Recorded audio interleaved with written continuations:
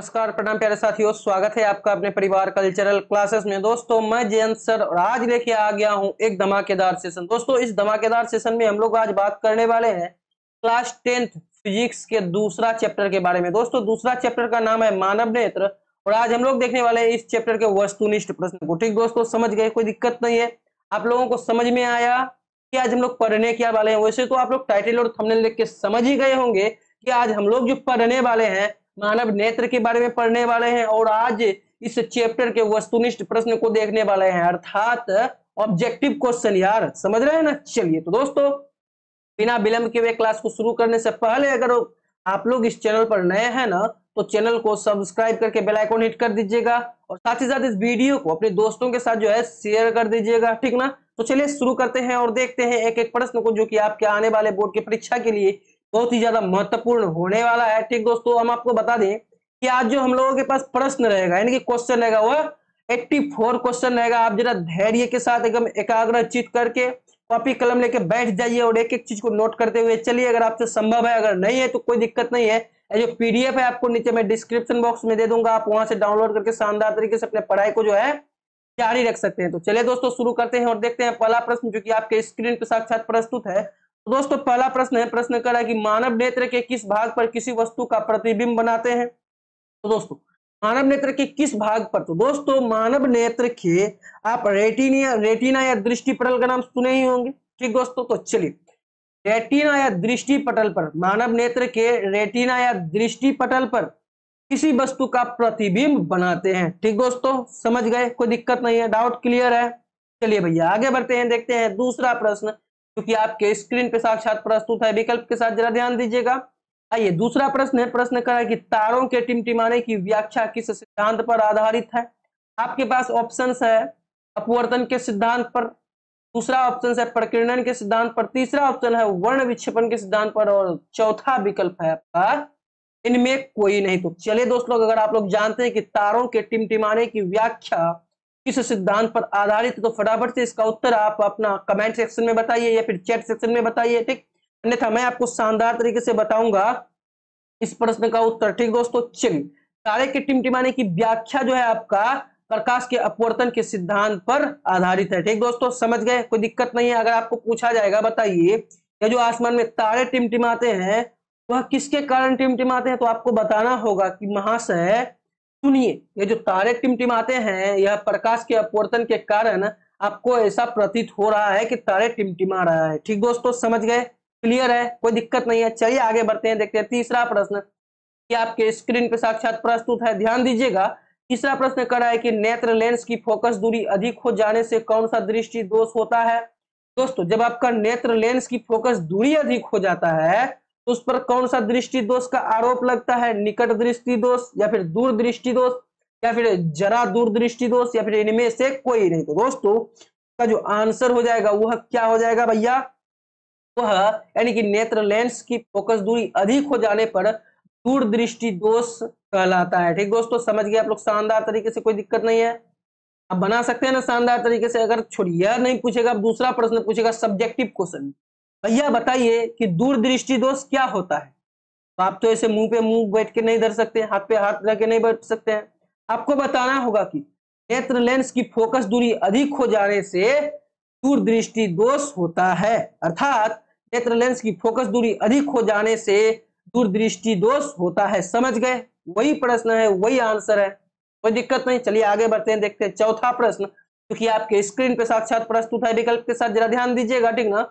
चलिए चौथा प्रश्न है, प्रश्न कर रहा है कि नेत्र में किसी वस्तु का बना प्रतिबिंब कैसा होता है? जब आपके आंख में किसी भी चीज का, किसी भी वस्तु का जब प्रतिबिंब बनता है वह कैसा बनता है? काल्पनिक सीधा तथा मोटा या फिर काल्पनिक उल्टा तथा बड़ा या फिर वास्तविक उल्टा तथा छोटा या फिर वास्तविक उल्टा तथा बड़ा? तो दोस्तों अगर आप लोग जानते हैं इस प्रश्न का उत्तर तो फटाफट से आप अपने जो है चैट सेक्शन में बताइए या फिर अपना कमेंट बॉक्स में बताने की प्रयास कीजिए इस प्रश्न का उत्तर। तो दोस्तों हम आपको बताना चाहेंगे कि नेत्र में किसी भी वस्तु का जो प्रतिबिंब बनता है वह वास्तविक और उल्टा एवं छोटा बनता है। ठीक दोस्तों, समझ गए? कोई दिक्कत नहीं है?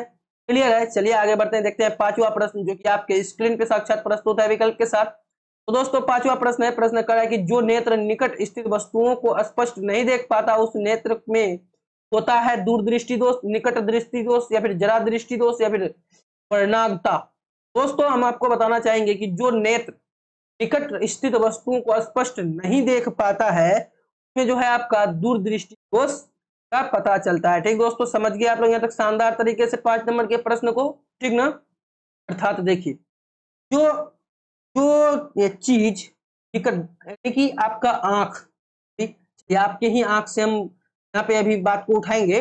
आपका आंख यानी कि फिर आप अगर निकट यानी कि आपके पास में रखे वस्तुओं को अगर देख नहीं पाते हैं साफ साफ, तो आप में जो है दूरदृष्टि दोष का क्या है, कारण है। ठीक दोस्तों, समझ गए, कोई दिक्कत नहीं है, क्लियर है। चलिए आगे बढ़ते हैं, देखते हैं छठा प्रश्न जो कि आपके स्क्रीन पे साक्षात प्रस्तुत है, विकल्प के साथ जरा ध्यान दीजिएगा। चलिए पांचवा के बाद छठा प्रश्न है, प्रश्न कर रहा है कि श्वेत प्रकाश की किरण जब किसी प्रिज्म से होकर गुजरती है तब जो रंग वर्ण सबसे अधिक विचलित होता है वह कौन सा रंग है? नीला रंग, लाल रंग, बैगनी रंग, या फिर नीला और काला दोनों, सॉरी नीला और लाल दोनों। तो चलिए अगर आप लोग जानते हैं इस प्रश्न का उत्तर तो फटाफट से चैट सेक्शन में इसका उत्तर बताने की प्रयास कीजिए, अन्यथा मैं बता दूंगा आपको शानदार तरीके से इस प्रश्न का उत्तर। तो दोस्तों चलिए आपका समय हो गया है अब समाप्त, क्योंकि आपको इतना समय नहीं लगाना है किसी भी प्रश्न में। ठीक ना, चलिए दोस्तों 6 नंबर के प्रश्न का जो उत्तर हो जाएगा, आइए फिर से हम लोग प्रश्न को समझने की प्रयास करते हैं कि श्वेत प्रकाश की किरण जब किसी प्रिज्म से होकर गुजरती है तब जो रंग सबसे अधिक विचलित होता है उसको बैगनी रंग कहा जाता है। ठीक दोस्तों, समझ गए, क्लियर है, कोई दिक्कत नहीं है। चलिए आगे बढ़ते हैं, देखते हैं सातवां प्रश्न जो कि आपके स्क्रीन पे साक्षात प्रस्तुत है विकल्प के साथ। तो दोस्तों सातवां नंबर का प्रश्न है, प्रश्न कर रहा है कि अपने लेंस की फोकस दूरी को बदलकर दूर या निकट की वस्तु को साफ साफ देख सकने की आंख के गुण को क्या कहते हैं? तो दोस्तों अपने लेंस की फोकस दूरी को बदलकर दूर या निकट की वस्तु को जब साफ साफ देख सकता है आपका आंख, तो उस गुण को क्या कहते हैं? दूरदृष्टिता कहते हैं, फिर सामंजन क्षमता कहते हैं, या फिर निकट दृष्टिता कहते हैं, या फिर जरा दूरदर्शिता कहते हैं। तो दोस्तों यहाँ से आपका 2 प्रश्न 2 उत्तर आपका शानदार तरीके से बन चुका है। दोस्तों पहला तो है यही कि अपने लेंस की फोकस दूरी को बढ़ाकर दूर या निकट की वस्तु को साफ साफ देखना जो है कौन सा गुण कहलाता है? तो दोस्तों वह सामंजन क्षमता कहलाता है। लेकिन आपको पूछा जाएगा कि भैया बताइए कि सामंजन क्षमता कहते किसको है, तो आप यहां से शानदार तरीके से चोरी कर सकते हैं और बता सकते हैं भैया प्रश्न से ही चोरी करेंगे। ऐसा नहीं कि आप बड़का बड़का चीट ले जाए, ऐसा नहीं है। ठीक ना, आप प्रश्न से ही चोरी करने के लिए सीखिए। ठीक ना, एक कहावत है कि नकल करने के लिए भी अकल की जरूरत होती है। ठीक ना, यह बात बहुत मायने रखता है। ठीक ना, सबसे नकल नहीं होता है, नकल करने के लिए अकल की जरूरत होती है। ठीक ना, समझ गए। तो यहाँ पे जैसा दिया हुआ है आपका उसी तरीके से आप बता सकते हैं कि सामंजन क्षमता कहते किसको? दोस्तों सामंजन क्षमता कहते उसको है जो अपने लेंस की फोकस दूरी को बदलकर दूर या निकट की वस्तु को साफ साफ देख सकता है, उसे सामंजन क्षमता कहते हैं। क्लियर है? डाउट क्लियर है? अगर डाउट हो तो चैट सेक्शन में बताइए। ठीक, तो चलिए आगे बढ़ते हैं, देखते हैं 8वां प्रश्न जो कि आपके स्क्रीन पे साक्षात प्रस्तुत है विकल्प के साथ। तो दोस्तों 8 नंबर का प्रश्न है, प्रश्न जरा गौर फरमाइएगा, प्रश्न के ऊपर कह रहा है प्रश्न कि जरा दूरदर्शिता से पीड़ित, चलिए फिर से पढ़ते हैं कि जरा दूरदर्शिता से पीड़ित व्यक्ति का उपचार किस प्रकार के लेंस से किया जाता है? भैया अवतल लेंस, बाइफोकल लेंस, अपसारी लेंस, या फिर अभिसारी लेंस। तो दोस्तों हम आपको बताने की प्रयास करेंगे यहाँ पे कि जरा दूरदर्शिता से पीड़ित, जो व्यक्ति जरा दूरदर्शिता से पीड़ित होता है ना, उस व्यक्ति के उपचार के लिए आपका बाइफोकल लेंस का प्रयोग किया जाता है। समझ गए, कोई दिक्कत नहीं है। बाइफोकल लेंस का उपयोग किस मरीज के लिए किया जाता है? तो दोस्तों बाइफोकल लेंस का जो आपका उपयोग किया जाता है जिस व्यक्ति में जरा दूरदर्शिता होता है। ठीक दोस्तों, समझ गए, कोई दिक्कत नहीं है, क्लियर है। चलिए आगे देखते हैं 9वां प्रश्न क्योंकि आपके स्क्रीन पे साक्षात प्रस्तुत है विकल्प के साथ, जरा ध्यान दीजिएगा। चलिए तो दोस्तों 9वां प्रश्न है, प्रश्न कह रहा है कि एक स्वस्थ मानव नेत्र के लिए निकट तथा दूर बिंदु क्रमशः होते हैं। तो दोस्तों एक स्वस्थ मानव नेत्र के लिए निकट तथा दूर बिंदु क्रमशः कितने होते हैं? 0 एवं 25 मीटर, या फिर 0 एवं अनंत, या फिर 25 सेंटीमीटर से 250 सेंटीमीटर, या फिर 25 सेंटीमीटर एवं अनंत। तो दोस्तों इसका जो उत्तर हो जाएगा ना, बहुत ही शानदार उत्तर है दोस्तों। इसका जो उत्तर है अर्थात कहने का अर्थ यही है कि एक स्वस्थ मानव नेत्र के लिए आपका जो है 25 सेंटीमीटर एवं अनंत से क्या होगा, वह निकट तथा दूर बिंदु क्रमशः होते हैं कितना 25 सेंटीमीटर एवं अनंत। ठीक दोस्तों, समझ गए, क्लियर है। चलिए आगे बढ़ते हैं, देखते हैं 10वां प्रश्न जो कि आपके स्क्रीन पर साक्षात प्रस्तुत है विकल्प के साथ। तो दोस्तों 10वां प्रश्न है, प्रश्न कर रहा है कि विभिन्न दूरियों पर वस्तुओं के प्रतिबिंब को फोकस करने के लिए आंख के लेंस की फोकस दूरी परिवर्तित होती है पुतली द्वारा, रेटिना द्वारा, या फिर सीलियरी पेशियों द्वारा, या फिर आइरिस द्वारा। तो दोस्तों इसमें जो आपका आंसर हो जाएगा वो है सीलियरी पेशियों द्वारा। ठीक दोस्तों, समझ गए। अर्थात विभिन्न दूरियों पर की वस्तुओं के प्रतिबिंब को फोकस करने के लिए आंख के लेंस की फोकस दूरी परिवर्तित होती है सीलियरी पेशियों द्वारा। ठीक दोस्तों, समझ गए, क्लियर है, कोई दिक्कत नहीं है, समझ गए, डाउट क्लियर है ना। चलिए आगे बढ़ते हैं, देखते हैं 11 नंबर का प्रश्न क्योंकि आपके स्क्रीन पे साक्षात प्रस्तुत है विकल्प के साथ, जरा ध्यान दीजिएगा। तो दोस्तों 11 नंबर का प्रश्न है, प्रश्न कह रहा है कि जो नेत्र दूर स्थित वस्तुओं को स्पष्ट नहीं देख पाता उस नेत्र में कौन सा दोष होता है? दूर दृष्टि दोष होता है, फिर निकट दृष्टि दोष होता है, फिर जरा दृष्टि दोष होता है, फिर वर्णांधता होता है। तो चलिए दोस्तों, अगर आप लोग जानते हैं इस प्रश्न का उत्तर तो फटाफट से आप चैट सेक्शन में इसका उत्तर बताने की प्रयास कीजिए, अन्यथा मैं आपको बताऊंगा कि जो नेत्र दूर स्थित वस्तुओं को स्पष्ट नहीं देख पाता है उसे निकट दृष्टि दोष कहते हैं। ठीक दोस्तों, समझ गए, क्लियर है, कोई दिक्कत नहीं है। चलिए आगे बढ़ते देखते हैं 12 नंबर का प्रश्न क्योंकि आपके स्क्रीन पे साक्षात प्रस्तुत है विकल्प के साथ, जरा ध्यान दीजिएगा भैया। चलिए 12 नंबर का प्रश्न है, प्रश्न कर रहा है कि किस दृष्टि दोष में किसी वस्तु का प्रतिबिंब रेटिना के आगे बनता है? दोस्तों किस दृष्टि दोष में? निकट दृष्टि दोष में, या फिर दूर दृष्टि दोष में, या फिर जरा दूरदर्शिता में, या फिर इनमें कोई नहीं? तो दोस्तों इसका जो आंसर हो जाएगा बहुत ही शानदार आंसर है इसका। क्या है भैया कि किस दृष्टि दोष में किसी वस्तु का प्रतिबिंब रेटिना के आगे बनता है। तो दोस्तों जिसमें जो है आपका निकट दृष्टि दोष होगा उस दृष्टि दोष में आपका वस्तु का प्रतिबिंब रेटिना के आगे बनता है। ठीक दोस्तों, क्लियर है, कोई दिक्कत नहीं है। ठीक, चलिए आगे बढ़ते हैं, देखते हैं 13 नंबर का प्रश्न जो कि आपके स्क्रीन पे साक्षात प्रस्तुत है विकल्प के साथ, जरा ध्यान दीजिएगा। चलिए 13 नंबर का प्रश्न है, प्रश्न कह रहा है कि नेत्र की सामंजन क्षमता कम हो जाने से क्या उत्पन्न होता है? तो दोस्तों नेत्र की यानी कि जब आपका आंख की सामंजन क्षमता कम हो जाएगा तब उसमें जो उत्पन्न होगा आपका वह जरा दृष्टि दोष उत्पन्न हो जाएगा दोस्तों। ठीक ना, क्लियर है, कोई दिक्कत नहीं है। चलिए आगे बढ़ते हैं, देखते हैं 14 नंबर का प्रश्न क्योंकि आपके स्क्रीन पे ये रहा विकल्प के साथ। तो दोस्तों 14 नंबर का प्रश्न है, प्रश्न कर रहा है भैया, क्या कर रहा है जरा ध्यान दीजिएगा कि चंद्रमा पर खड़े अंतरिक्ष यात्री को आकाश प्रतीत कैसा होता है? दोस्तों जब कोई व्यक्ति चंद्रमा पर खड़ा होकर अंतरिक्ष की यात्री यानी कि अंतरिक्ष से, एक चंद्रमा में खड़े होकर अंतरिक्ष से, ठीक ना, वह जब आकाश को देखेगा तो उसको कैसा प्रतीत होगा कि यह जो आकाश है हमारा यह काला काला है। ठीक दोस्तों, समझ गए, क्लियर है। अगर आपको विश्वास ना हो तो इस पर जो गया था कौन, नील आर्मस्ट्रांग या फिर राकेश शर्मा, आप उससे कांटेक्ट कर सकते हैं अगर आप ज्यादा चाहते हैं, ज्यादा इच्छुक है तो आपको यहाँ पे विश्वास करना होगा या फिर आपको फिजिक्स पढ़ना होगा शानदार तरीके से। ठीक ना, चलिए तो आगे बढ़ते हैं, देखते हैं 15 नंबर का प्रश्न जो कि आपके स्क्रीन पे ये रहा। तो दोस्तों 15 नंबर का प्रश्न है, प्रश्न करा है कि श्वेत रंग कितने रंगों के मेल से बना है? तो दोस्तों श्वेत रंग जो है आपका वह 7 रंगों के मेल से बना है। ठीक दोस्तों, समझ गए, कोई दिक्कत नहीं है, क्लियर है। क्योंकि श्वेत रंग कब होता है? जब आप वर्ण विक्षेपण करते हैं, जब आप वर्ण विक्षेपण करेंगे तब आपको श्वेत रंग प्राप्त होगा। जब वह श्वेत रंग प्राप्त होगा तो वह 7 रंग में जो आपका क्या होता है, वर्ण जो विक्षेपित होता है उसको ही ना वर्ण विक्षेपण कहते हैं दोस्तों, क्योंकि प्रिज्म के द्वारा होता है। ठीक, समझ गए, क्लियर है, कोई डाउट नहीं है। चलिए आगे बढ़ते हैं, देखते हैं 16 नंबर का प्रश्न क्योंकि आपके स्क्रीन पे ये रहा। दोस्तों 16 नंबर का प्रश्न है, प्रश्न करा है कि दृश्य प्रकाश में किस वर्ण का तरंग दैर्ध्य अधिकतम होता है? दृश्य प्रकाश में किस रंग का तरंग दैर्ध्य अधिकतम होता है? बैगनी, लाल, नीला या फिर पीला? तो चलिए दोस्तों हम आपको बताने की प्रयास करेंगे। जो लाल रंग होता है ना वह दृश्य प्रकाश में, जब आप प्रकाश को देखते हैं तब आपको लाल रंग सबसे अधिक दिखाई पड़ता है। आपको नहीं दिखाई पड़ता? जब सूर्योदय होता है तो कौन सा रंग आपको दिखाई पड़ता है, यानी कि किस रंग का तरंग दैर्ध्य अधिक होता है? तो लाल का होता है ना भैया।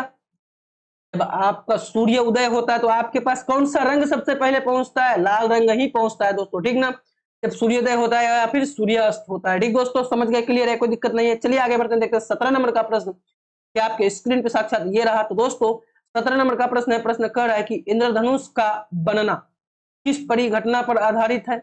इंद्रधनुष का बनना किस परिघटना पर आधारित है। तो दोस्तों इंद्रधनुष का बनना वह प्रकाश का इसका प्रकाश का वर्ण विक्षेपण पर आधारित है। ठीक दोस्तों, समझ गए आप लोग शानदार तरीके से, कोई दिक्कत नहीं है, डाउट क्लियर है? क्लियर है कि नहीं है भैया? चलिए बिल्कुल क्लियर नहीं है, अगर नहीं है तो मैं आपको क्लियर कर देता हूं। देखिए इंद्रधनुष कब बनता है? जब प्रकाश का वर्ण विक्षेपण होता है ना, तब आपका इंद्रधनुष का निर्माण होता है। समझिएगा जरा, बात को पकड़िएगा। अब बताइए, आपसे एक प्रश्न रहा यही कि क्या आप कभी दक्षिण की दिशा तरफ इंद्रधनुष बनते हुए देखे हैं? कमेंट में जरूर से बताइएगा, यह आपका होमवर्क रहा।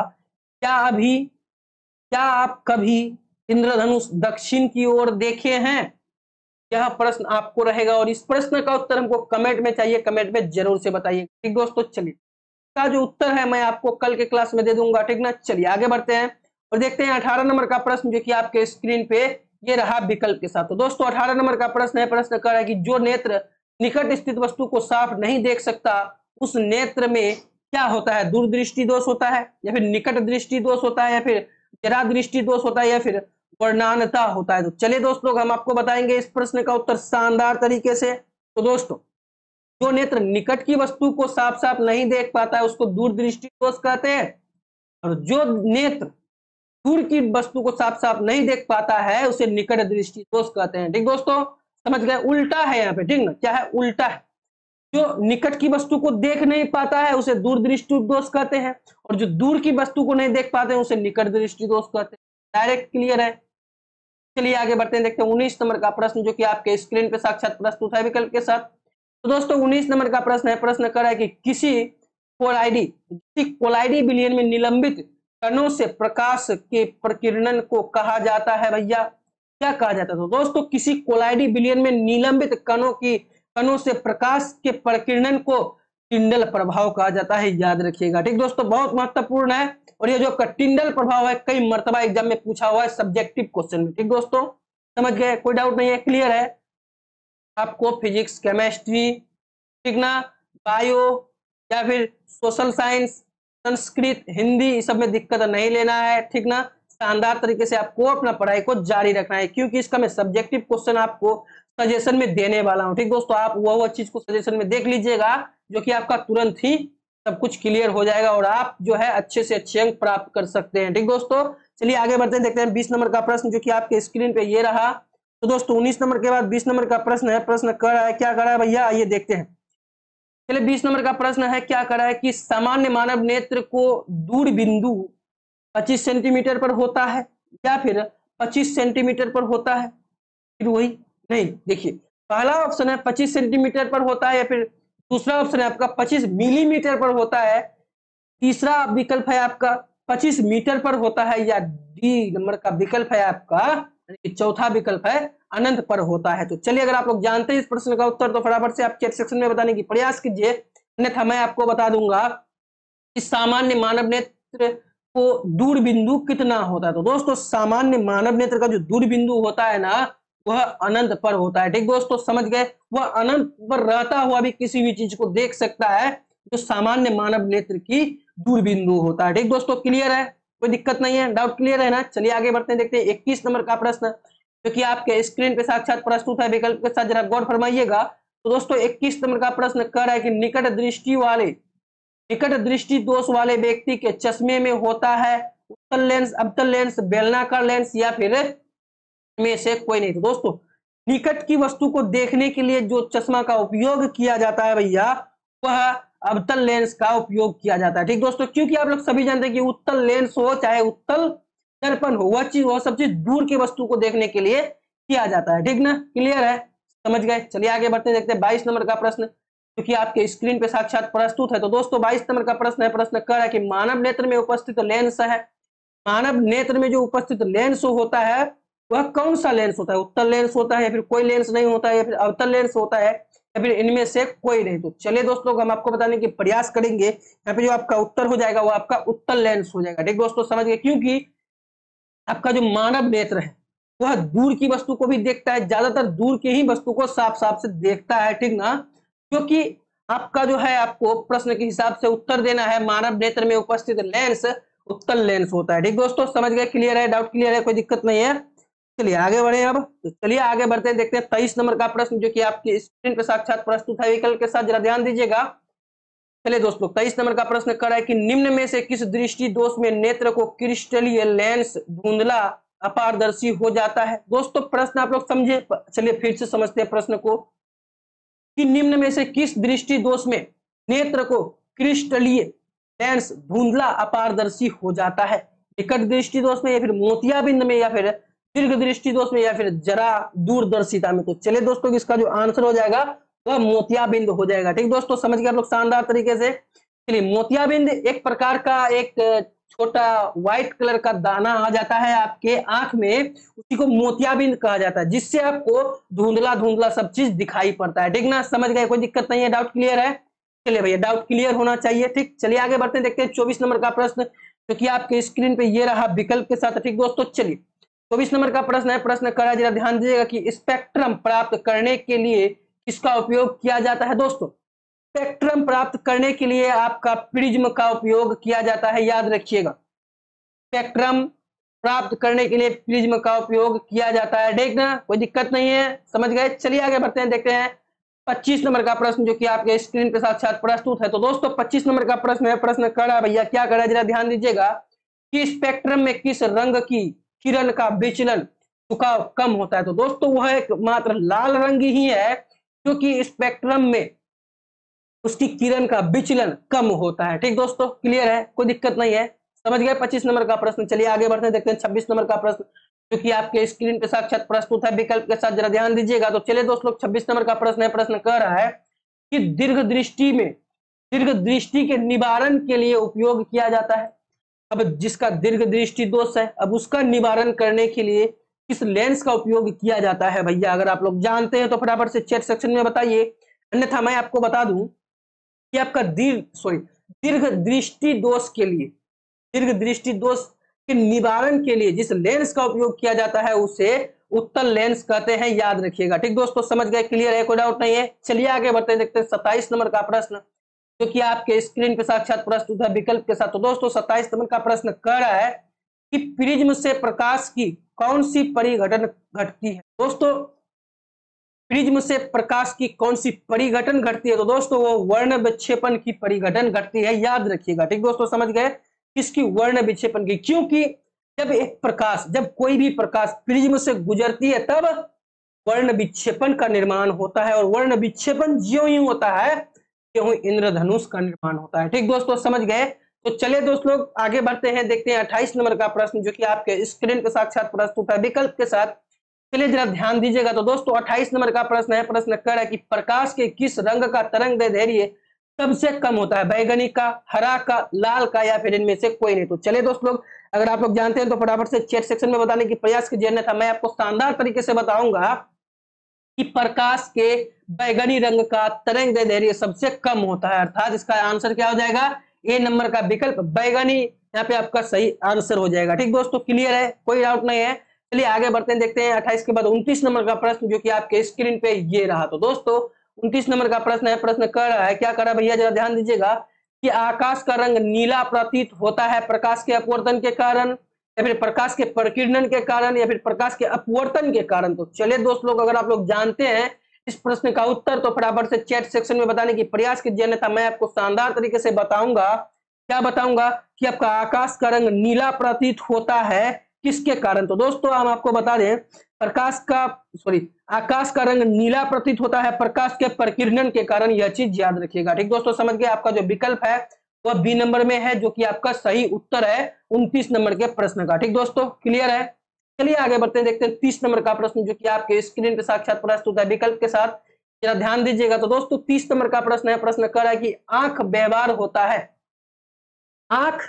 होता है किसकी तरह, अवतल दर्पण की तरह, या फिर उत्तल लेंस की तरह, या फिर समतल दर्पण की तरह, या फिर इनमें से कोई नहीं। तो चलिए दोस्त लोग हम आपको बताएंगे इस प्रश्न का उत्तर। तो दोस्तों आप लोग क्या पढ़े कुछ क्षण पहले कि आपका जो आंख है वह एक उत्तल लेंस की तरह है। ठीक दोस्तों, उसी प्रकार आंख का जो व्यवहार होता है भैया वह उत्तल लेंस की तरह व्यवहार होता है आपका आंख। ठीक दोस्तों क्लियर है, कोई दिक्कत नहीं है, बता सकते हैं, बिल्कुल शानदार तरीके से बता सकते हैं। एक बार नहीं 2 बार पढ़िए, ठीक ना। आंख का व्यवहार उत्तल लेंस की तरह होता है, क्लियर है। चलिए आगे देखते हैं 31 नंबर का प्रश्न जो कि आपके स्क्रीन पे साक्षात प्रस्तुत है, विकल्प के साथ ध्यान दीजिएगा भैया। चलिए 31 नंबर का प्रश्न कर रहा है कि एक साधारण प्रिज्म कितने सतहों से घिरा होता है। तो दोस्तों एक साधारण प्रिज्म जो होता है ना आपका, वह भैया 5 सतहों से घिरा होता है, याद रखिएगा। ठीक दोस्तों, कितने सतहों से घिरा होता है? 5 सतहों से घिरा होता है। ठीक, देखिए वो आपके घर की आकृति का होता है। प्रिज्म घर की आकृति का होता है कि नहीं होता है? बिल्कुल होता है। जो कि घर कैसा होता है? इससे होता है थोड़ा त्रिभुज के आकार का। ठीक दोस्तों, त्रिभुज में कितना होता है आपका? सतह 5 होता है। वह कैसे? जब आप उसको प्रिज्म की साइड से बनाइएगा ना, एक कैसे होता है? तिरछा करके 2 होता है, एक आगे होता है, एक पीछे होता है। कितना हो गया? 4 हो गया। एक और पीछे जो नीचे लगा हुआ रहता है वह 5 हो जाता है। ठीक दोस्तों, आइए हम आपको यहाँ पे समझाते हैं प्रिज्म कैसे होता है। चलिए दोस्तों, ऐसे होता है, ऐसे होता है और ऐसे होता है। ठीक दोस्तों, ऐसे नहीं, ऐसे ही ना होता है। चलिए हम आपको प्रिज्म यहाँ पे थोड़ा ये कर देते हैं कि होता कैसे। चलिए यहाँ पे आपका हम प्रिज्म बना रहे हैं, जरा ध्यान दीजिएगा। चलिए यहाँ पे आपका प्रिज्म बन चुका है शानदार तरीके से। आइए, पहला ये हो गया, तो भैया पहला अगर ये हुआ तो दूसरा उसके उस पर हुआ कि नहीं हुआ? ये वाला हुआ। तो चलिए 2 हुआ, एक देखिए, एक ईंटो हो गया, एक ईंटो हो गया, फिर हुआ कि नहीं हुआ? 4 हुआ। एक नीचे में जो यह सतह है, यह 5वां हुआ कि नहीं हुआ? बिल्कुल हुआ। ठीक दोस्तों, समझ गए शानदार तरीके से। चलिए आगे बढ़ते हैं, देखते हैं 32 नंबर का प्रश्न जो कि आपके स्क्रीन पे साक्षात प्रस्तुत है विकल्प के साथ। जरा ध्यान दीजिएगा, 32 नंबर का प्रश्न है। प्रश्न करा भैया, क्या करा? जरा ध्यान दीजिएगा भैया। यदि किसी वस्तु का प्रतिबिंब रेटिना के पीछे बनता है तो वह व्यक्ति किस दृष्टि दोष से पीड़ित होगा? अब देखिए, जब कोई भी प्रतिबिंब, ठीक ना, रेटिना के पीछे बनता है तो वह व्यक्ति किस दृष्टि दोष से पीड़ित होगा? दूरदृष्टि दोष से, या फिर निकट दृष्टि दोष से, या फिर जरा दूरदर्शिता से, या फिर इनमें से कोई नहीं। तो चलिए अगर आप लोग जानते हैं इस प्रश्न का उत्तर तो फटाफट से कमेंट सेक्शन में बताने की प्रयास कीजिए, अन्यथा मैं आपको इसका उत्तर बताऊंगा शानदार तरीके से कि यदि किसी वस्तु का प्रतिबिंब रेटिना के पीछे बनता है तो वह व्यक्ति जो है आपका दूरदृष्टि दोष से पीड़ित होता है। और यहाँ पे आपका जो शानदार ऑप्शन दिया हुआ ए नंबर में दिया हुआ है, जो कि आपका सही आंसर है। ठीक दोस्तों, समझ गए? क्लियर है? चलिए आगे बढ़ते हैं, देखते हैं 33 नंबर का प्रश्न जो कि आपके स्क्रीन पे साक्षात प्रस्तुत है विकल्प के साथ।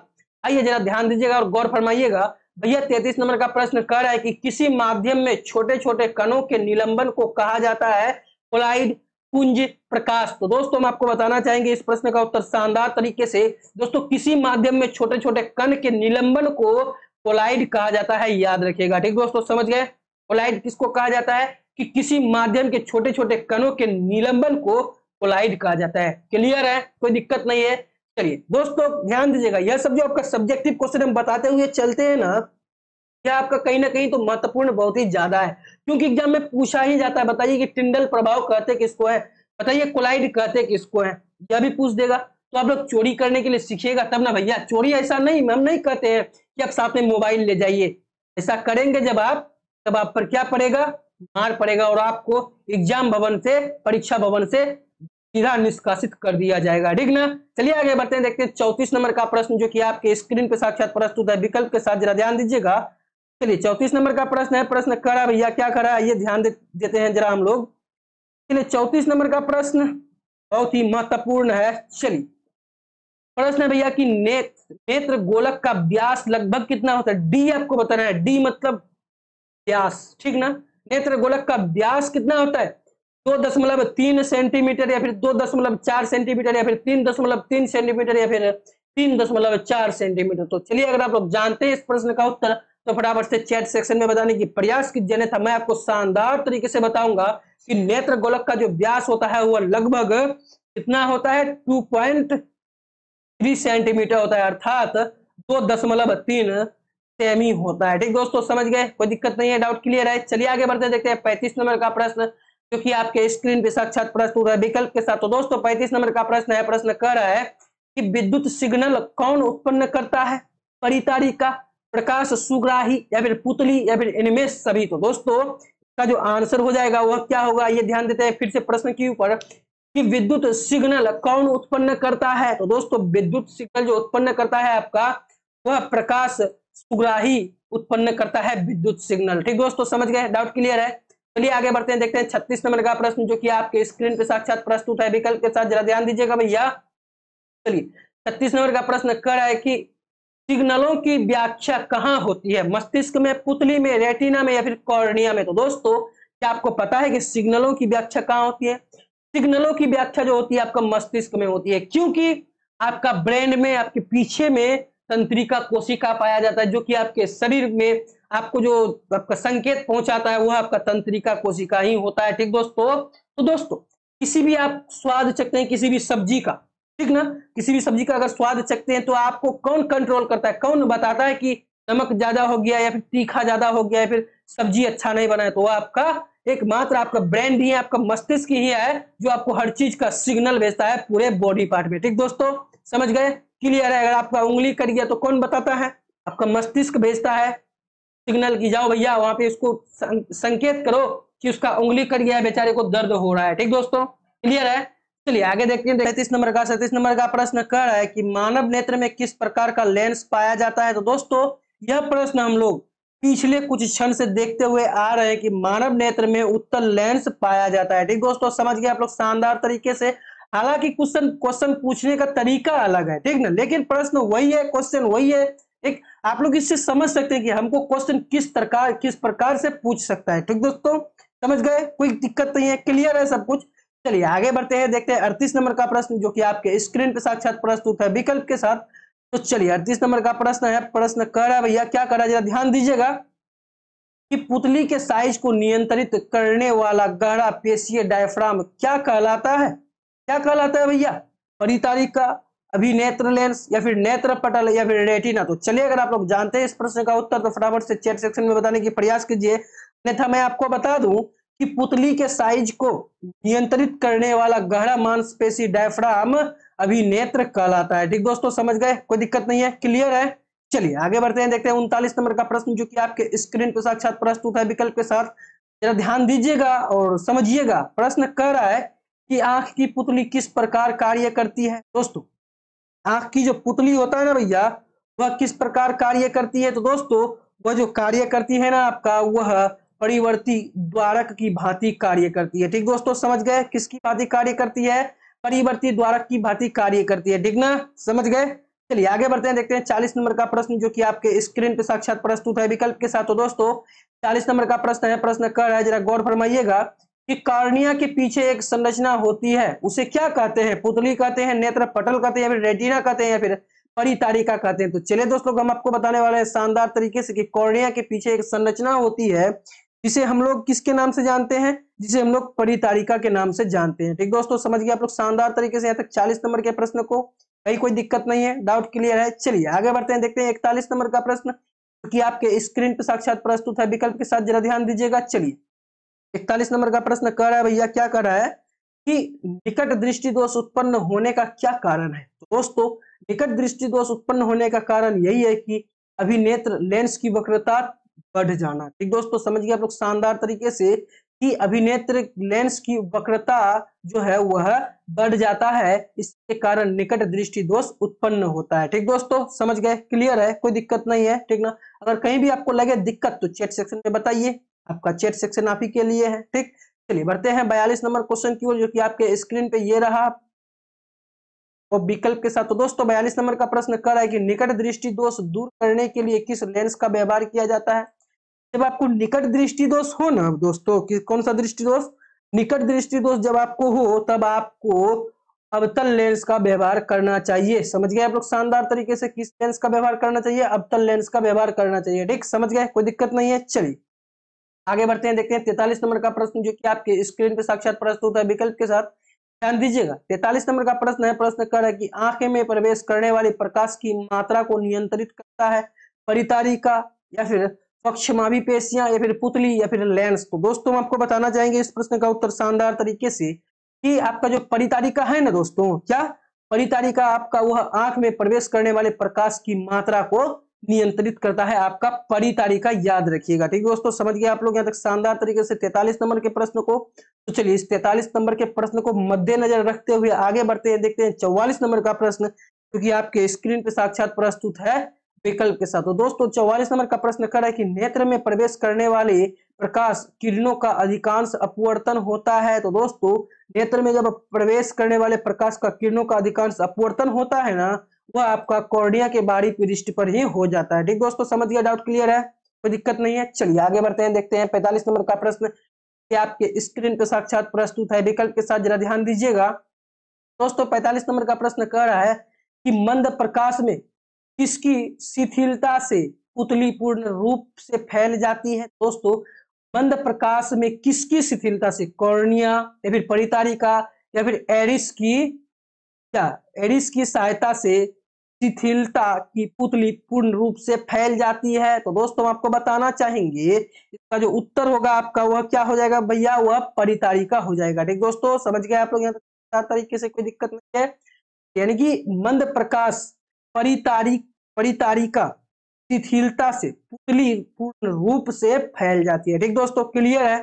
ठीक, चलिए आगे बढ़ते देखते हैं 46 नंबर का प्रश्न जो कि आपके स्क्रीन पे साक्षात प्रस्तुत है, विकल्प के साथ जरा ध्यान दीजिएगा। तो चलिए 46 नंबर का प्रश्न है, प्रश्न कर रहा है कि नेत्र गोलक के गोल होने पर देख पाते हैं। नेत्र गोलक के गोल होने पर हम क्या देख पाते हैं, निकट की वस्तुओं को देख पाते हैं या फिर दूर की वस्तुओं को देख पाते हैं या फिर 25 सेंटीमीटर की दूरी वाली वस्तुओं को देख पाते हैं या फिर इनमें से किसी को देख नहीं पाते हैं। तो चलिए दोस्तों, अगर आप लोग जानते हैं इस प्रश्न का उत्तर तो फटाफट से चैट सेक्शन में बताइए कि इस प्रश्न का उत्तर क्या होगा। तो दोस्तों इस प्रश्न का जो उत्तर होगा ना भैया, वह यही होगा कि नेत्र गोलक के गोल होने पर हम निकट की वस्तुओं को देख पाते हैं, याद रखिएगा। ठीक दोस्तों, समझ गए, क्लियर है, डाउट क्लियर है। चलिए आगे बढ़ते देखते हैं 47 नंबर का प्रश्न क्योंकि आपके स्क्रीन पे साक्षात प्रस्तुत है, विकल्प के साथ। तो दोस्तों 47 नंबर का प्रश्न कर रहा है कि वस्तु को हटा लेने के बाद भी नेत्र पटल पर प्रतिबिंब कितने सेकेंड तक रहता है। दोस्तों प्रश्न यही है कि वस्तु को हटा लेने के बाद जब आपका आंख में किसी वस्तु का प्रतिबिंब बनता है, ठीक ना, और वह वस्तु आपके आंख के सामने से हटा दिया जाए तो उसका प्रतिबिंब आपके आंख में कितने समय तक रह सकता है, यानी कि कितने सेकंड तक रह सकता है। दोस्तों इसका जो आंसर हो जाएगा वह 1/10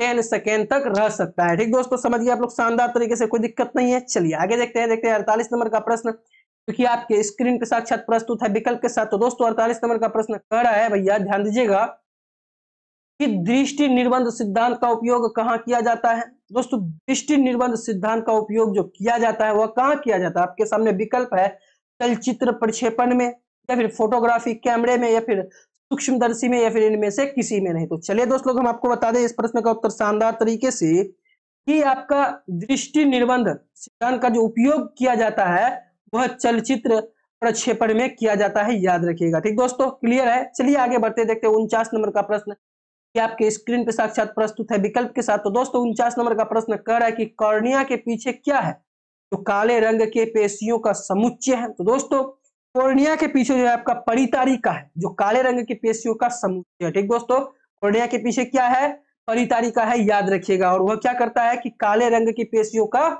समुच्चय है। ठीक, कोई दिक्कत नहीं है, समझ गए। चलिए आगे बढ़ते देखते हैं 50 नंबर का प्रश्न क्योंकि आपके स्क्रीन पे साक्षात प्रस्तुत है। तो दोस्तों 50 नंबर का प्रश्न कह रहा है कि आयु में वृद्धि होने पर मानव नेत्र में सामंजस्य क्षमता घटती है, यह दोष क्या कहलाती है, अविंदुकता या फिर दीर्घ दृष्टि दोष या फिर लघु दृष्टि दोष या फिर जरा दृष्टि दोष।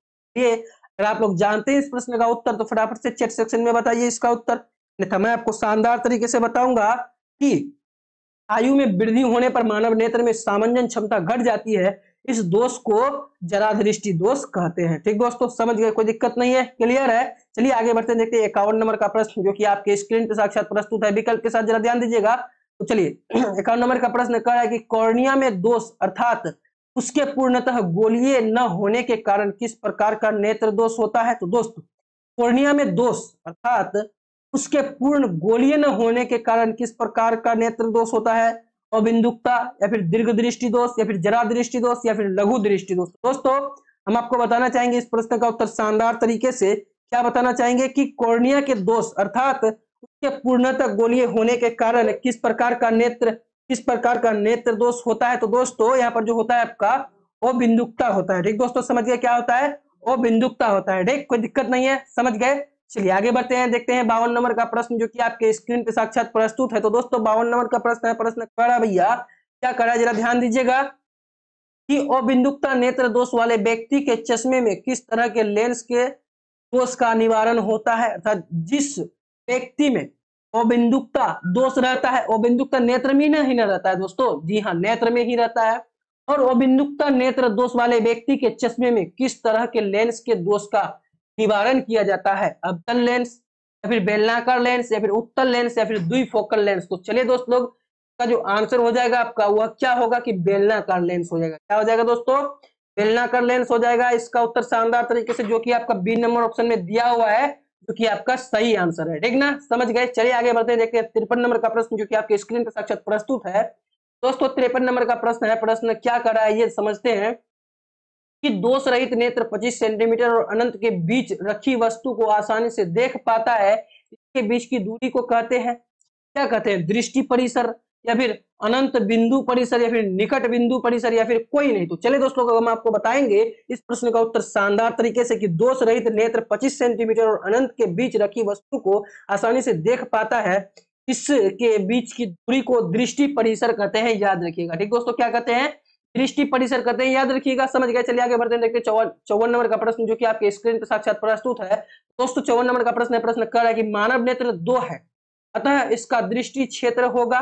दोस्तों जब मानव नेत्र 2 है तो इसका दृष्टि क्षेत्र कितना होना चाहिए? 180 डिग्री होना चाहिए। ठीक दोस्तों, समझ गए आप लोग शानदार तरीके से, कोई दिक्कत नहीं है, डाउट क्लियर है। चलिए आगे बढ़ते हैं, देखते हैं 55 नंबर का प्रश्न, जो कि आपके स्क्रीन पर साक्षात प्रस्तुत है विकल्प के साथ। तो दोस्तों 55 नंबर का प्रश्न है, प्रश्न कर रहा है भैया, क्या कर रहा है? 55 नंबर का प्रश्न, दूरदृष्टि वाली आंखें साफ साफ देख सकती है दूर की वस्तुओं को, निकट की वस्तुओं को, बड़ी वस्तुओं को या फिर इनमें से किसी को।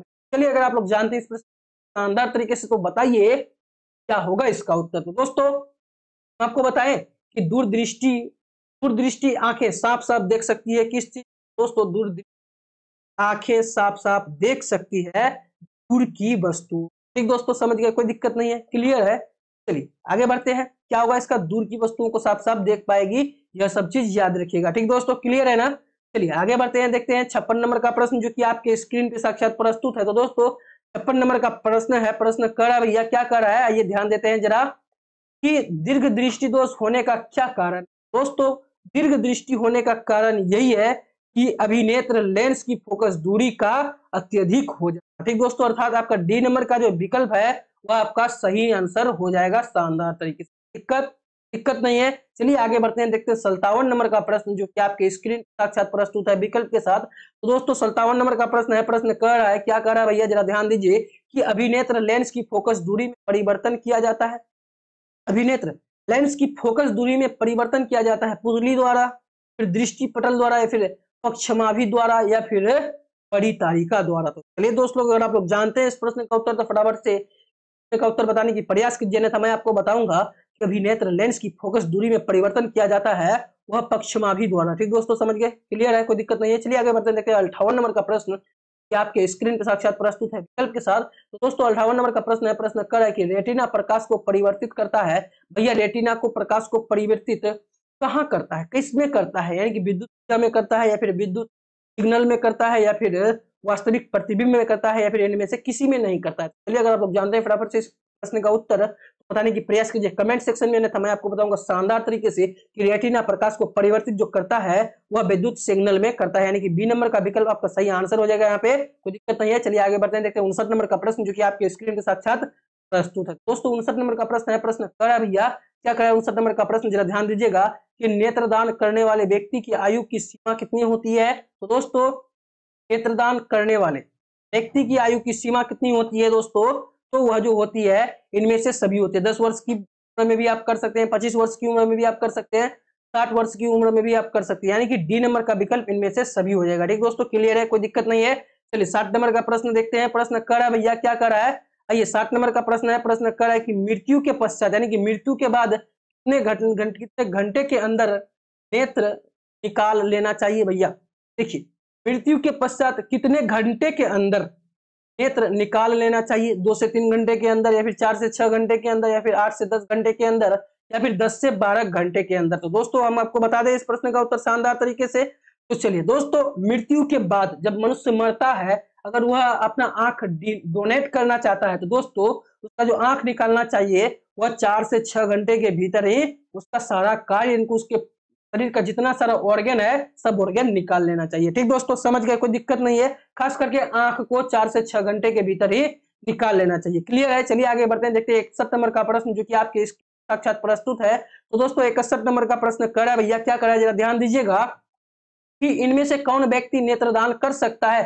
संक्रमण रोग से पीड़ित, या फिर मधुमेह का रोगी, या फिर दमे का रोगी, या फिर बी एवं सी दोनों। तो दोस्तों हम आपको बताना चाहेंगे इनमें से कौन सा व्यक्ति जो है जो नेत्रदान कर सकता है। तो दोस्तों हम आपको बताएंगे शानदार तरीके से, इसका जो आंसर हो जाएगा वह संक्रमण रोग से पीड़ित आदमी भी नेत्रदान कर सकता है, मधुमेह का जो रोगी है वह भी कर सकता है। अर्थात इसका जो सही आंसर हो जाएगा डी नंबर का हो जाएगा, बी एवं सी दोनों। ठीक दोस्तों, क्लियर है, कोई दिक्कत नहीं है। चलिए आगे बढ़ते देखते हैं 62 नंबर का प्रश्न, क्योंकि आपके स्क्रीन पर साक्षात प्रस्तुत है। तो दोस्तों आपको कैसा लग रहा है क्लास? अगर अच्छा लग रहा है तो लाइक कर दीजिए भैया, ठीक ना। अगर चैनल पर नए हैं तो सब्सक्राइब करके बेल आइकन हिट कर दीजिएगा, साथ ही साथ वीडियो को शेयर कर दीजिएगा। चलिए आगे बढ़ते देखते हैं 62 नंबर का प्रश्न, ये आपके साक्षात प्रस्तुत है विकल्प के साथ।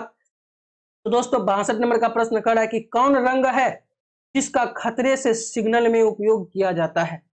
प्रश्न क्या कह रहा है कि कौन रंग है जिसका खतरे के सिग्नल में उपयोग किया जाता है? नीला रंग, बैगनी रंग, लाल रंग, या फिर पीला रंग। तो दोस्तों आपको बताना चाहेंगे, अगर मेरे आंसर बताने से पहले अगर आप लोग जानते हैं इस प्रश्न का उत्तर तो फटाफट से इसका उत्तर आप कमेंट सेक्शन में बताइए, अन्यथा मैं आपको शानदार तरीके से बता दूंगा इस प्रश्न का उत्तर क्या होगा कि कौन से रंग, वह कौन रंग है जिसका खतरे के सिग्नल में उपयोग किया जाता है। तो दोस्तों लाल रंग, स्वाभाविक है लाल ही रंग होगा। ठीक दोस्तों, समझ गए आप लोग। चलिए जो कि आपका सी नंबर का विकल्प है वो आपका सही आंसर हो जाएगा यहाँ पे। चलिए आगे बढ़ते हैं, देखते हैं 63 नंबर का प्रश्न, जो कि आपके स्क्रीन पर साक्षात प्रस्तुत है विकल्प के साथ। तो दोस्तों 63 नंबर का प्रश्न है, प्रश्न कर रहा है श्वेत प्रकाश जब प्रिज्म से होकर गुजरता है तो जो रंग सबसे अधिक विचलित होता है वह रंग कौन सा है? तो दोस्तों वह रंग का नाम है भैया बैगनी, बैगनी। ठीक दोस्तों, समझ गए। हालांकि यह प्रश्न हम लोग पहले से ही देखते हुए आ रहे हैं आज के इस सेशन में। ठीक दोस्तों, चलिए आपको याद होगा, क्यों नहीं याद होगा भैया, जितना रिवीजन कीजिएगा उतना ज्यादा याद होगा। क्यों होगा कि नहीं होगा? बिल्कुल होगा। चलिए आगे बढ़ते हैं, देखते हैं 64 नंबर का प्रश्न, जो कि आपके स्क्रीन पर साक्षात प्रस्तुत है। दोस्तों 64 नंबर का प्रश्न है, प्रश्न कर रहा है कि प्रकाश एक पतली झिल्ली से होकर नेत्र में प्रवेश करता है, इस झिल्ली को क्या कहते हैं? तो दोस्तों इस झिल्ली को हम लोग कॉर्निया कहते हैं। ठीक दोस्तों, क्या कहते हैं? कॉर्निया कहते हैं। इस झिल्ली को याद रखिएगा, कॉर्निया किसको कहते हैं कि प्रकाश एक पतली झिल्ली से होकर नेत्र में प्रवेश करता है और इस झिल्ली को कॉर्निया कहते हैं, याद रखिएगा। ठीक ना, क्लियर है, कोई दिक्कत नहीं है। चलिए आगे बढ़ते हैं और देखते हैं 65 नंबर का प्रश्न, जो कि आपके स्क्रीन पे साक्षात प्रस्तुत है। तो दोस्तों 65 नंबर का प्रश्न है, प्रश्न कह रहा है, क्या कह रहा है भैया कि प्रिज्म से होकर सूर्य का श्वेत प्रकाश गुजरने पर श्वेत प्रकाश 7 रंगों में विच्छेद हो जाता है, इसमें लाल रंग के प्रकाश का विचलन कैसा होता है? बैगनी, बैगनी प्रकाश से कम होता है, फिर हरे प्रकाश से कम है, या फिर आसमानी से कम है, या फिर सभी रंगों से कम है? तो दोस्तों इसका जो आपका आंसर हो जाएगा, इसका सही आंसर यही होगा कि आपका जब लाल रंग होता है ना उसका विचलन इन सभी रंगों से कम होता है। ठीक दोस्तों, समझ गए आप लोग शानदार तरीके से, कोई दिक्कत नहीं है, डाउट क्लियर है। चलिए आगे बढ़ते देखते हैं 66 नंबर का प्रश्न, जो कि आपके स्क्रीन पर साक्षात प्रस्तुत है। तो दोस्तों 66 नंबर का प्रश्न है, प्रश्न कर रहा है भैया, प्रश्न क्या है ये ध्यान देते हैं कि चूहे के दृष्टि पटल में कौन सी कोशिकाएं नहीं होती है? तो दोस्तों चूजे के दृष्टि पटल में जो है आपका कौन सी कोशिकाएं नहीं होती है? तो दोस्तों वह शंकु कोशिकाएं जो है वह चूजे के दृष्टि पटल में नहीं होती है, शंकु कोशिकाएं, याद रखिएगा। ठीक दोस्तों, समझ गए, कोई दिक्कत नहीं है। अगर कहीं भी दिक्कत हो तो कमेंट सेक्शन में बताने की प्रयास कीजिएगा। चलिए इसी के साथ आगे बढ़ते हैं और देखते हैं 67 नंबर का प्रश्न, जो कि आपके स्क्रीन पर साक्षात प्रस्तुत है विकल्प के साथ। तो दोस्तों 67 नंबर का प्रश्न है, प्रश्न करा भैया, क्या करा जरा ध्यान दीजिएगा कि सूर्योदय और सूर्यास्त के समय सूर्य का गोला दिखता है, सूर्य का गोला दिखता है गोलाकार, अंडाकार, चपटा, या फिर घनाकार? तो चलिए अगर आप लोग सभी जानते हैं, अगर आप लोग क्या भाई आप लोग सभी जानते ही हैं कि सूर्योदय और सूर्यास्त के समय क्या होता है, सूर्य का कैसा होता है, सूर्य का गोला कैसा दिखता है, सूर्य का शेप कैसा दिखता है, गोलाकार दिखता है, अंडाकार दिखता है, चपटा दिखता है, या फिर घनाकार दिखता है? भैया हमको तो नहीं पता, हम नहीं देखे। चलिए आप ही बताइए इसका उत्तर क्या होना चाहिए। तो दोस्तों बता दिए क्या आप लोग? तो चलिए आप लोग कहेंगे कि सर गोलाकार दिखता है, फिर अंडाकार दिखता है, लेकिन ऐसा बिल्कुल ही नहीं है। अगर आप ऐसा लिखते हैं एग्जाम में तो आपका नंबर तुरंत ही काट दिया जाएगा। सूर्योदय और सूर्यास्त के समय सूर्य का गोला कैसा दिखता है? तो वह चपटा दिखता है, यह चीज याद रखिएगा। ठीक ना, समझ गए, क्लियर है? जानते थे पहले से आप लोग, नहीं जानते थे ना? चलिए आगे बढ़ते हैं, देखते हैं अगला प्रश्न, जो कि आपके स्क्रीन पे साक्षात प्रस्तुत है। तो दोस्तों 68 नंबर का प्रश्न कह रहा है कि कांच का अपवर्तनांक किस वर्ण के लिए अधिकतम है। तो दोस्तों कांच का जो अपवर्तनांक है ना भैया आपका, वह बैगनी रंग के लिए अधिकतम होता है, याद रखिएगा। ठीक दोस्तों, समझ गए, कोई दिक्कत नहीं है, क्लियर, एकदम क्लियर है, डाउट नहीं है। अगर डाउट हो या आप पूछ सकते हैं कमेंट करके, कोई दिक्कत है नहीं है। चलिए आगे बढ़ते हैं, देखते हैं 69 नंबर का प्रश्न जो कि आपके स्क्रीन पे साक्षात प्रस्तुत है। तो दोस्तों 69 नंबर का प्रश्न कह रहा है कि लाल गुलाब को हरे प्रकाश में देखा जाए तो यह कैसा प्रतीत होगा। तो दोस्तों लाल गुलाब को अगर हरे प्रकाश में देखा जाए तो वह लाल गुलाब जो है आपका काला दिखाई देगा, याद रखिएगा। ठीक दोस्तों, समझ गए आप लोग शानदार तरीके से। अब आपको एक प्रश्न यहाँ से शानदार तरीके से फिर कि बताइए, तो लाल गुलाब है वह काला कब दिखाई पड़ता है। तो आपको बताना होगा, ये जो लाल गुलाब है, जब लाल गुलाब को हरे प्रकाश के संपर्क में ले जाया जाता है तब लाल गुलाब काला गुलाब में परिवर्तित हो जाता है, अर्थात काला गुलाब के जैसा दिखाई देता है। क्लियर है, कोई दिक्कत नहीं है। चलिए आगे बढ़ते हैं, देखते हैं 70 नंबर का प्रश्न जो कि आपके स्क्रीन पे साक्षात प्रस्तुत है विकल्प के साथ। तो दोस्तों 70 नंबर का प्रश्न कर रहा है कि प्रकाश का प्राथमिक वर्ण कौन है, लाल, नीला, हरा, तीनों। अगर आप लोग जानते हैं तो फटाफट से चैट सेक्शन में बताने की प्रयास कीजिए क्या हो जाएगा इसका उत्तर। तो दोस्तों प्रकाश का प्राथमिक वर्ण कौन है। तो दोस्तों प्रकाश का जो प्राथमिक वर्ण है ना आपका, वह लाल भी है, नीला भी है, हरा भी है, यानी कि इसका जो सही आंसर हो जाएगा डी नंबर का तीनों हो जाएगा। ठीक दोस्तों, क्लियर है। चलिए आगे बढ़ते हैं, देखते हैं 71 नंबर का प्रश्न कि आपके स्क्रीन पर साक्षात प्रस्तुत है विकल्प के साथ। तो दोस्तों 71 नंबर का प्रश्न करा है कि पेशियों के शिथिल होने पर नेत्र की अभिनेत्र लेंस की फोकस दूरी लगभग कितनी होती है, 3.5 सेंटीमीटर या फिर 2.5 सेंटीमीटर, 4.2 सेंटीमीटर या फिर 2.7 सेंटीमीटर। अगर आप लोग जानते हैं इस प्रश्न का उत्तर तो फटाफट से चैट सेक्शन में बताने की प्रयास कीजिए। था मैं आपको शानदार तरीके से बताऊंगा कि पेशियों के शिथिल होने पर अभिनेत्र लेंस की फोकस दूरी जो होती है आपका, वह 1.5 मीटर होती है, यानी कि 1.5 सेंटीमीटर होती है, अर्थात कहने का अर्थ यही हुआ कि 2.5 सेंटीमीटर होती है। ठीक ना, समझ गए, क्लियर है।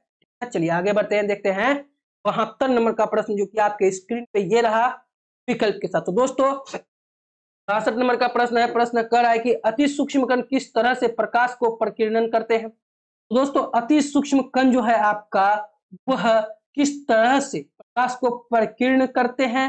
दोस्तों अति सूक्ष्म कण जो है आपका नीला, ठीक ना, नीला प्रकाश को प्रकीर्णन करते हैं, याद रखिएगा। ठीक ना, कोई दिक्कत नहीं है, क्लियर है। चलिए आगे बढ़ते हैं, देखते हैं 73 नंबर का प्रश्न जो कि आपके स्क्रीन पे साक्षात प्रस्तुत है। दोस्तों 73 नंबर का प्रश्न करा है कि किसी प्रिज्म से होकर गुजरने वाले प्रकाश के लिए आपतन कोण आई और अपवर्तन कोण आर हो तो निर्गत कोण का मान क्या होगा। तो पता है नहीं है, तो चलिए आइए समझते हैं शानदार तरीके से कि किसी प्रिज्म से होकर गुजरने वाली प्रकाश के लिए आपतन क्या आपतन कोण आई और परावर्तन कोण आर हो तो निर्गत कोण का जो मान होगा ना भैया, वह एल आई के बराबर होगा, याद रखिएगा दोस्तों। किसके बराबर होगा, एल आई के बराबर होगा, यह चीज याद रखिएगा। ठीक, समझ गए। चलिए आगे बढ़ते हैं, देखते हैं 74 नंबर का प्रश्न कि आपकी स्क्रीन पे साक्षात प्रस्तुत है विकल्प के साथ, जरा ध्यान दीजिएगा भैया। चलिए 74 नंबर का प्रश्न है, प्रश्न कह रहा है कि वास्तविक सूर्यास्त और आभासी सूर्यास्त के बीच लगभग कितने समय का अंतर होता है। दोस्तों वास्तविक सूर्यास्त और आभासी सूर्यास्त के बीच लगभग 2 मिनट का अंतर रहता है, याद रखिएगा। कितने मिनट का, मात्र 2 मिनट का अंतर रहता है, बहुत ज्यादा नहीं रहता है। ठीक ना, चलिए आगे बढ़ते हैं, देखते हैं 75 नंबर का प्रश्न जो कि आपके स्क्रीन पे ये रहा। तो दोस्तों 75 नंबर का प्रश्न है, प्रश्न कह रहा है भैया, क्या कर रहा है, ध्यान दीजिए कि उदय और अस्त होते समय सूर्य दिखाई देता है कैसा, पीला, लाल, नीला या फिर काला। तो दोस्तों आप लोग सभी जानते हैं कि सूर्य उदय और सूर्यास्त के समय जो आपको सूर्य दिखाई पड़ता है भैया, वह लाल दिखाई पड़ता है। ठीक ना, तो बच्चा बच्चा जानता है। ठीक, चलिए आगे बढ़ते देखते हैं 67 नंबर का प्रश्न जो कि आपके स्क्रीन साक्षात प्रस्तुत है विकल्प के साथ। दोस्तों 67 नंबर का प्रश्न करा है, ये पर जो आपको ऊपर में जो बूंदा दिखाई दे रहा है ना, आइए हमको आपको बताते हैं।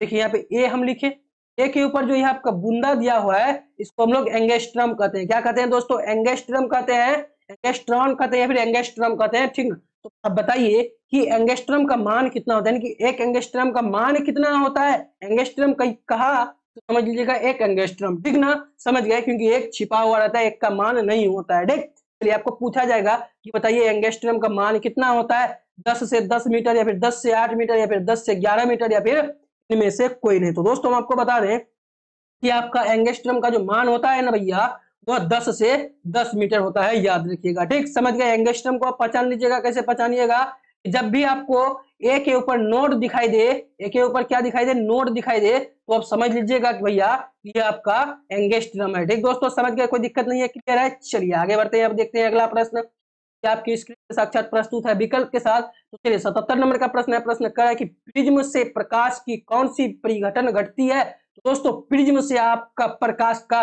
वर्ण विक्षेपण का घटना होता है, जिससे वर्ण विक्षेपण होने के पश्चात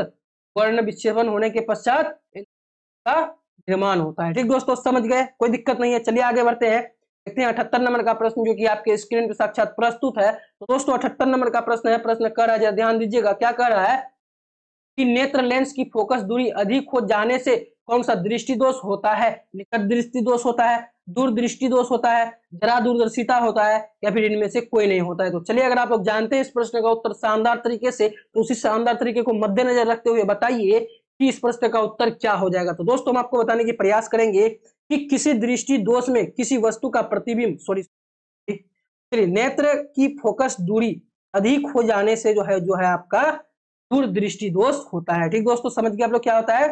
फिर दूर दृष्टि दोष कैसे होता है? कि नेत्र लेंस की फोकस दूरी अधिक हो जाने से दूर दृष्टि दोष होता है। ठीक दोस्तों, समझ गए, कोई दिक्कत नहीं है। चलिए आगे बढ़ते, देखते हैं 79 नंबर का प्रश्न, क्या आपके स्क्रीन पे साक्षात प्रस्तुत है। ठीक दोस्तों, चलिए 79 नंबर का प्रश्न है। प्रश्न कर रहा है कि किस दृष्टि दोष में किसी वस्तु का प्रतिबिंब रेटिना के आगे बनता है? तो दोस्तों किस दृष्टि दोष, अगर बता सकते हैं कि अगर किसी व्यक्ति में वह कौन सा दृष्टि दोष होगा जिसमें प्रतिबिंब रेटिना के आगे बनेगा? ठीक ना? तो चलिए हम आपको बता दें कि यह जो है निकट दृष्टि दोष जब होगा किसी भी व्यक्ति में, तो किसी भी व्यक्ति के नेत्र में, तो उसमें जो है आपका प्रतिबिंब रेटिना के आगे बनेगा। ठीक दोस्तों, समझ गए, कोई दिक्कत नहीं है, डाउट क्लियर है। चलिए आगे बढ़ते हैं, देखते हैं अगला प्रश्न, यानी कि 80 नंबर का प्रश्न, जो कि आपके स्क्रीन पर साक्षात प्रस्तुत है। तो दोस्तों हम आपको पहले ही बताए हैं कि हम लोगों के पास मात्र 84 प्रश्न है। ठीक ना? जरा ध्यान दीजिएगा और हाँ दिल थाम के बैठिएगा, और 4 प्रश्न है ही भैया, ध्यान से देख लीजिए। ठीक, चलिए 80 नंबर का प्रश्न कहा है कि नेत्र की सामंजन क्षमता कम हो जाने से क्या उत्पन्न होता है? दृष्टि दोष, निकट दृष्टि दोष, या फिर दूर दृष्टि दोष, जरा दृष्टि दोष, या फिर वर्णांधता। ठीक दोस्तों, चलिए अगर आप लोग जानते हैं इस प्रश्न का उत्तर तो फटाफट से बताने की प्रयास कीजिए, अन्यथा मैं आपको बताऊंगा कि नेत्र की सामंजन क्षमता कम हो जाने से आपका क्या होता है? जरा दृष्टि दोष उत्पन्न होता है, याद रखिएगा। ठीक दोस्तों, हालांकि यह क्वेश्चन हम लोग कर चुके हैं पहले।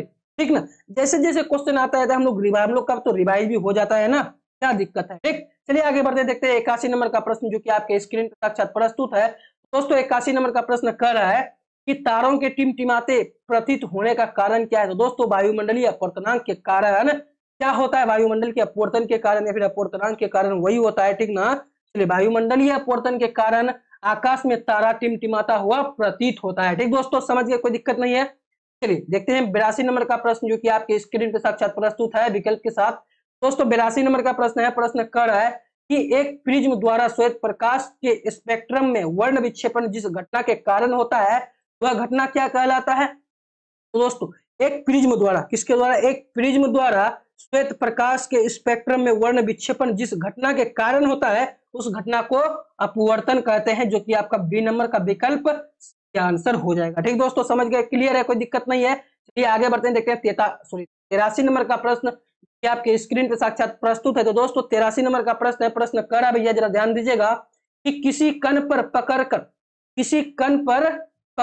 प्रकाश के एक अंश से विभिन्न दिशाओं से चितराने को कहते हैं। अर्थात हम लोग समझते हैं कि किसी कण पर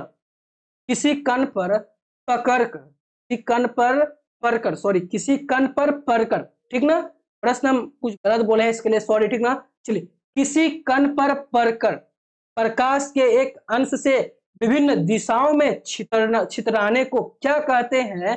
दोस्तों उसे हम लोग क्या कहते हैं? प्रकाश का परावर्तन कहते हैं, प्रकाश का अपवर्तन कहते हैं, प्रकाश का वर्ण विक्षेपण कहते हैं, या फिर प्रकाश का प्रकीर्णन कहते हैं। तो दोस्तों इसका जो सही आंसर हो जाएगा, क्या हो जाएगा कि किसी भी कण पर पकड़कर प्रकाश के एक अंश के विभिन्न दिशाओं में छितराने को हम लोग प्रकाश का प्रकीर्णन कहते हैं, याद रखिएगा। ठीक ना? समझ गए, कोई दिक्कत नहीं है। तो चलिए आज के इस सेशन का अंतिम प्रश्न को देखते हैं, जो कि ये रहा आपके सामने साक्षात प्रस्तुत है विकल्प के साथ, जरा ध्यान दीजिएगा। चलिए दोस्तों सूर्योदय एवं सूर्यास्त के समय सूर्य लाल दिखाई पड़ता है क्योंकि वायुमंडलीय अपवर्तन का जो कि वायुमंडलीय के कण क्या होता है, लाल रंग को बहुत अधिक प्रकीर्णन कर देता है, या फिर नारंगी रंग को बहुत अधिक प्रकीर्णन कर देते हैं, या फिर नीले रंग को बहुत अधिक प्रकीर्णन कर देते हैं, या फिर पीले रंग को बहुत अधिक प्रकीर्णन।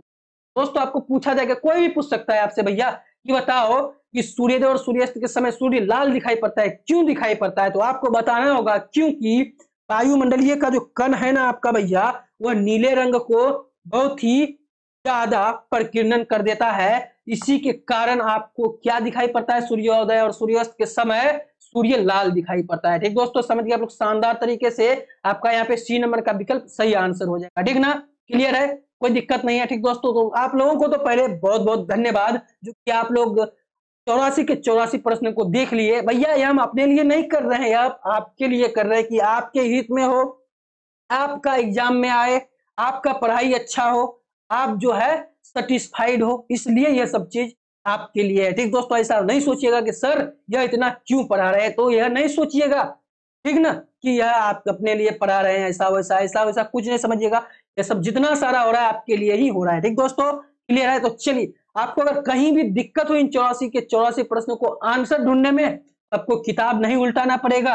इस पीडीएफ में मैं नीचे में यहाँ पे शानदार तरीके से 84 के 84 प्रश्न का उत्तर शानदार तरीके से बता चुका हूं। ठीक दोस्तों, अगर आपको कहीं भी दिक्कत हो तो इनमें से आप देख सकते हैं और शानदार तरीके से अपना पढ़ाई जारी रख सकते हैं। ठीक दोस्तों, ये जो पीडीएफ है आपको मैं नीचे डिस्क्रिप्शन बॉक्स में दे दूंगा, आप वहां से शानदार तरीके से पीडीएफ को डाउनलोड करके अपना पढ़ाई को जारी रख सकते हैं। ठीक दोस्तों, कोई दिक्कत नहीं है। चलिए, आपको आज का क्लास कैसा लगा कमेंट में जरूर से बताइएगा।